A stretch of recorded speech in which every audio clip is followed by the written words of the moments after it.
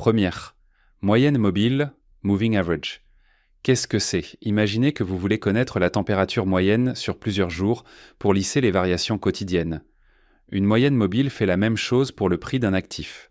Elle calcule la moyenne des prix sur un certain nombre de périodes, par exemple 50 dernières 100 minutes, heure ou jour. Comment ça marche? Moyenne mobile simple, SMA. Elle additionne tous les prix, par exemple les prix de clôture, sur une période donnée et divise le total par le nombre de périodes. Exemple, pour une SMA de 50, on additionne les 50 derniers prix de clôture, puis on divise par 50. Moyenne mobile exponentielle, EMA, elle donne plus de poids au prix récent, ce qui signifie qu'elle réagit plus rapidement aux changements. Pourquoi c'est utile? Tendance. Si le prix est constamment au-dessus de la moyenne mobile, cela suggère que le marché est dans une tendance haussière. Si le prix est en dessous, cela suggère une tendance baissière. Point d'entrée et de sortie. Certains traders attendent que le prix revienne vers la moyenne pour entrer en position, car cela peut être un bon moment pour acheter dans une tendance haussière ou vendre dans une tendance baissière. Deuxième RSI, Relative Strength Index. Qu'est-ce que c'est? Le RSI est un outil qui mesure la force d'un mouvement de prix. Il vous indique si un actif est peut-être suracheté, trop cher, susceptible de baisser, ou survendu, en trop bon marché, susceptible de remonter. Comment ça marche? Le RSI varie entre 0 et 100. RSI supérieur à 70. Cela peut signifier que l'actif est suracheté.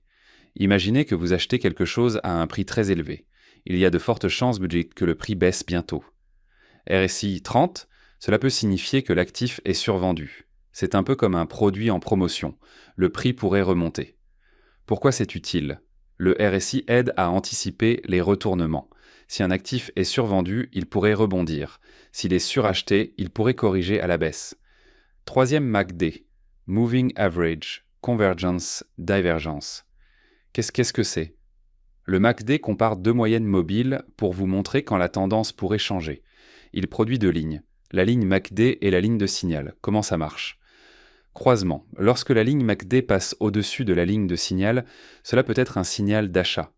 Si la ligne MACD passe en dessous, c'est souvent un signal de vente. Pourquoi c'est utile?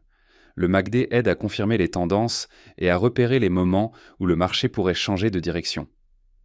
Quatrième bande de Bollinger. Qu'est-ce que c'est? Les bandes de Bollinger ajoutent deux bandes autour d'une moyenne mobile. Ces bandes s'écartent ou se resserrent en fonction de la volatilité du marché. Comment ça marche? Bande large. Lorsque le marché est très volatile, les bandes s'élargissent. Bandes étroites. Lorsque la volatilité est faible, les bandes se resserrent. Pourquoi c'est utile? Quand le prix touche la bande supérieure, il peut être suracheté. Lorsqu'il touche la bande inférieure, il peut être survendu. Cela permet aux traders d'identifier des opportunités d'achat ou de vente lorsque le prix revient vers la moyenne. Cinquième oscillateur, stochastique. Qu'est-ce que c'est? L'oscillateur stochastique compare le prix de clôture actuel à une plage de prix sur une période donnée. Comment ça marche? Il oscille entre 0 et 100. Au-dessus de 80, cela indique souvent que l'actif est suracheté. En dessous de 20,